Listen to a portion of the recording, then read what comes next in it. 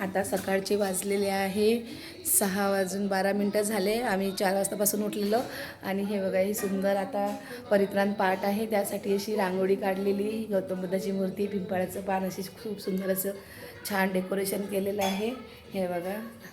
आणि खूप सुंदर असं डेकोरेशन केलं. आई पण सकाळी सकाळीच उठल्या थंडीत आणि मी बाहेरची रांगोळी दाखवते तुम्हाला.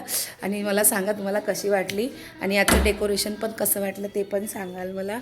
आणि ही आहे आमची मीच काढलेली रांगोळी हे बघा. छान वाटते ना. असं खूप सुंदर अशी मी ही रांगोळी काढलेली बघू शकता है ना.